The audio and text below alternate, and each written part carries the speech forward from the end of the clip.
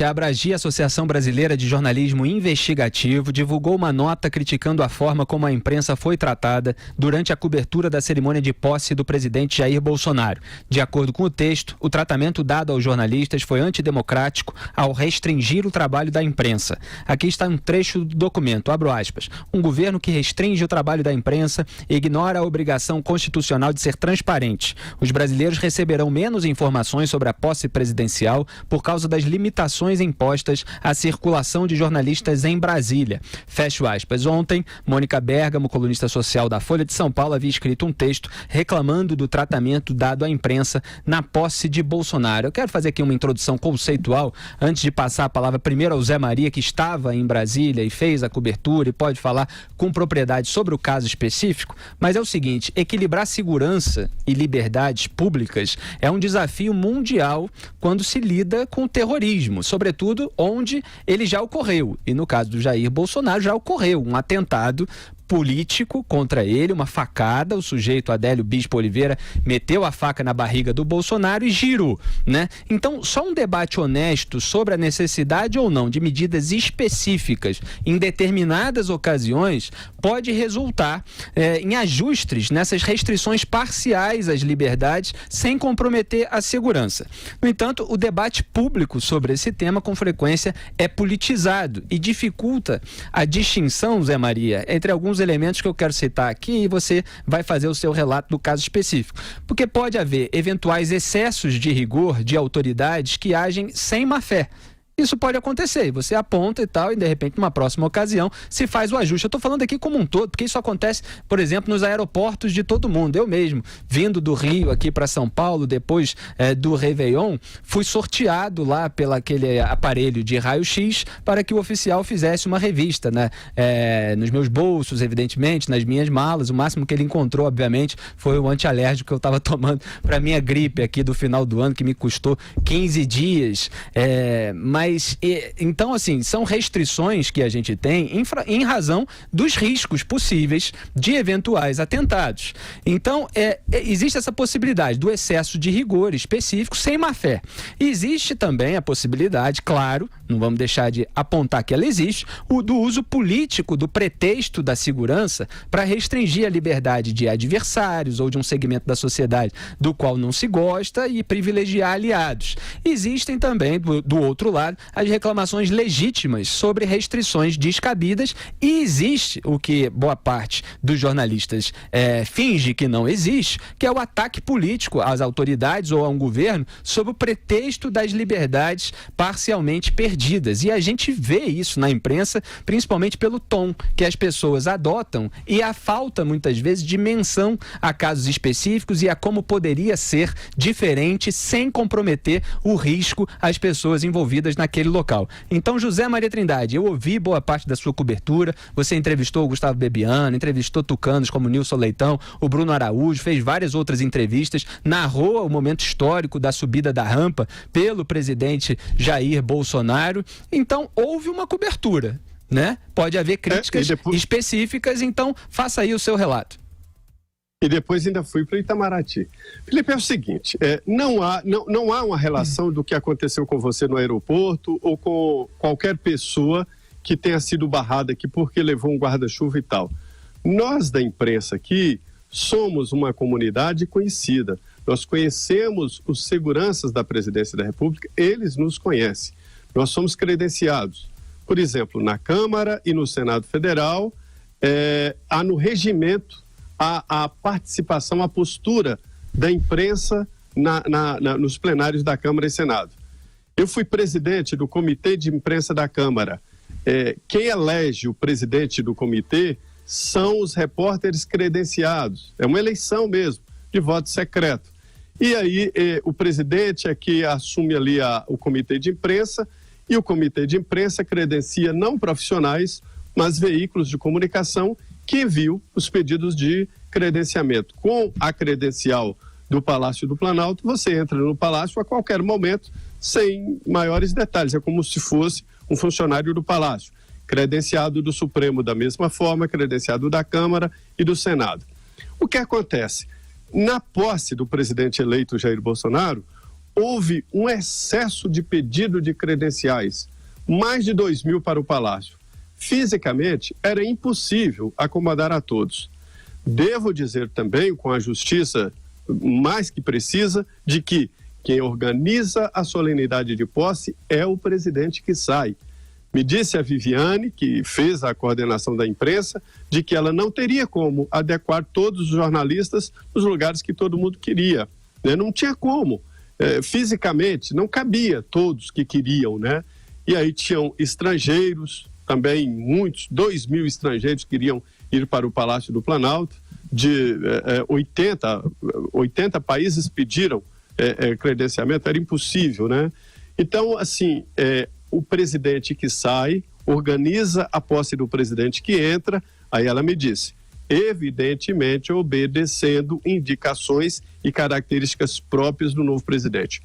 Houve sim, pelo grupo do Bolsonaro, indicação de grupos de mídia paralela, de mídia independente, e eles ganharam um local privilegiado. Devo confessar que eu cheguei muito cedo, cheguei às 7 horas da manhã no centro do Banco do Brasil, lá no CCBB. E vi a Mônica Bergamo muito nervosa. Sabe por quê? Porque ela estava acostumada ali com prioridades, com proximidade muito grande, que acabavam ultrapassando essas formalidades. É formalidade, credenciamento é uma formalidade, né? Credenciar para a posse. Eu pedi o credenciamento, eu tinha opção. Pedi a opção de credenciamento para o Salão Nobre da Câmara, né? A Luciana Verdolin, que é nossa repórter, também para o Palácio, o Arthur para a Praça dos Três Poderes, para ficar em contato com o povo, e o Levi Guimarães para o Congresso Nacional. Então, veja bem, as regras eram da seguinte forma, ninguém pode trocar de lugar. Então, assim, quem se credenciou mal, se deu mal. Quem se credenciou para o térreo do Palácio, ficou no térreo do Palácio, com problemas, entendeu? Então, eu acho que aconteceu foi isso. Não houve censura de conteúdo.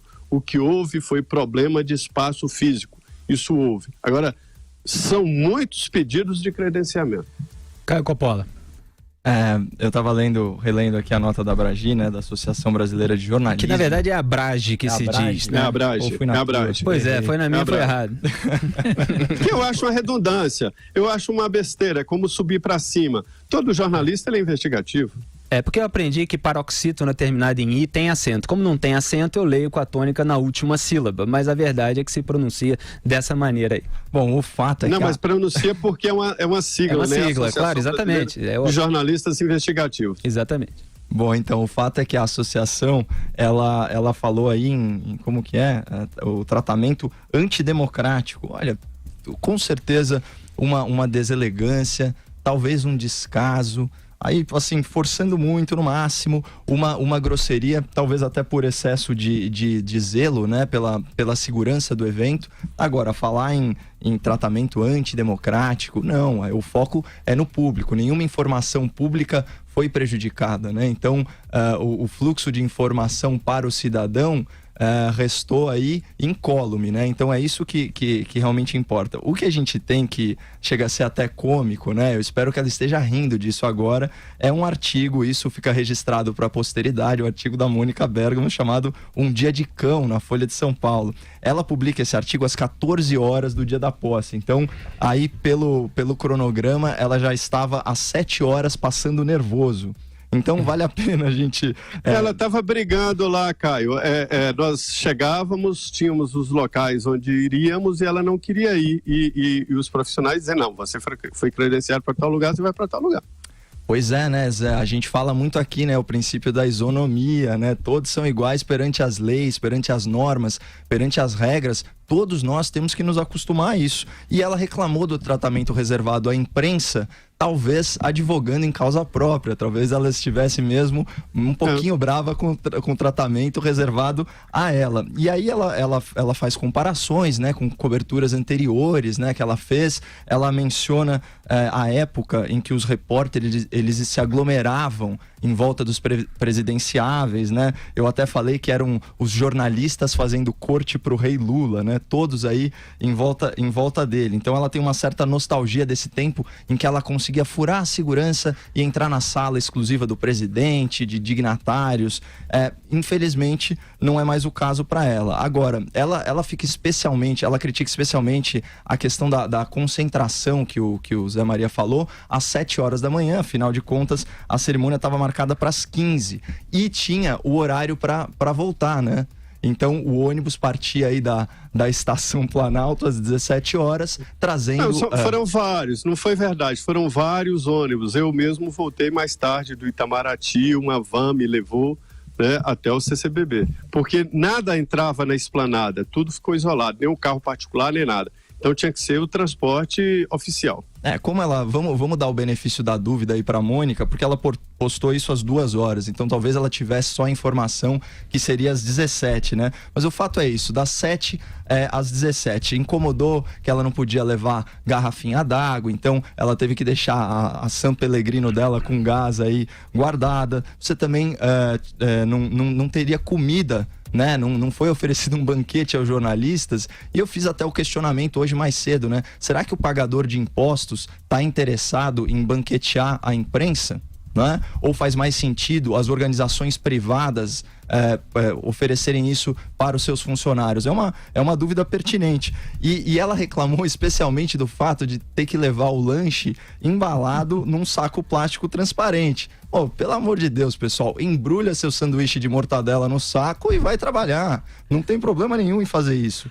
Tanto que as empresas de comunicação providenciaram aí os seus tais kits de sobrevivência com um monte de marcas, enfim, para conseguirem, né? Agora, você imagina isso comparado com as pessoas que ficaram horas a fio embaixo do sol, sem direito de guarda-chuva, guarda-sol, de pé, né? Ou até mesmo os profissionais da segurança. Então, diante desse contraste, que fica engraçadíssimo o texto. E ela reclamou, inclusive, dessas regras de segurança, né, Zé? Que, como o Zé me ensinou mais cedo, eles atentam contra o esforço de reportagem, né? Então, não tentem subir na esplanada, não tentem passar de uma área a outra, e mais importante, não tentem pular uma cerca, né? Proibido... Pular a cerca. Pular a cerca a gente feio, sempre faz, né? Isso. O pessoal tem esse mau hábito de pular a cerca, mas não é legal. Olha, Caio, só para ilustrar o que você está dizendo, esse chamado esforço de reportagem, a gente sempre faz, e é natural, eu diria até instintivo. Eu me encontrei com uma amiga minha no Palácio que estava credenciada para o Congresso. Aí ela chegou no Palácio. Eu falei, como você conseguiu? Sabe como ela conseguiu? Pegou carona com o vice-presidente da Câmara. Me leva para o Palácio. Vamos. Aí entrou no carro do vice-presidente. É o esforço de reportagem. Aí chegou no subsolo do Palácio do Planalto, subiu, pronto, acabou. Você vê, né? Então... tem jeitos e jeitos. Agora eu quero saber a palavra do Zé Maria. Zé Maria, você passou fome, sede, ficou horas e horas em pé? Qual a sua impressão do local? Levou lanchinho, Zé? Denise, eu não tive esse dia de cão. Esse é meu dia a dia, correr. Eu adoro isso. Eu adoro. Me disseram, quando você vai sair da rua? Eu falei, nunca. Lá onde eu estava tinha café, café com leite, o típico militar, que é o café com leite em pó. Aí você pega uma colherinha de café de leite e joga no café, fica uma mistura gostosa. Ô Zé, você sabe que teve um colega seu, um jornalista veterano, né, segundo a Mônica Bergamo, que perguntou o que nós viramos, né? Então, assim, é só analisar a situação. Você sai para trabalhar aí às 7 da manhã, né? Você tem transporte público para ir e vir. Você tem que levar a marmita para o trabalho, o governo não te oferece absolutamente nada e você não tem privilégio. Então, Mônica, você não teve um dia de cão, você teve um dia de trabalhador. Eu vou resumir o que acontece. Quando eu cheguei aqui para cobrir a Constituinte, nós éramos no máximo 10 repórteres. Hoje, Caio, são mais de 200. É fisicamente impossível atender a todos. Sempre que houver concentração, haverá problema. Denise, seu complemento rápido, que a gente já está com o tempo estourado. É isso, eu acho que a palavra do Zé Maria é o que aconteceu de fato, ele viveu isso. É isso, é esforço de jornalismo e a gente tem de encarar os desafios, tendo ou não oposição. Eu acho que não tem que ter um grupo privilegiado, isso não deve ter de nenhum dos lados, nem você discriminar e deixar de lado quem te critica. Exato. Mas da mesma forma você também não tem que puxar pro seu lado aqueles que são bajuladores apenas. Então é isso, esforço de jornalismo, ser jornalista não é fácil.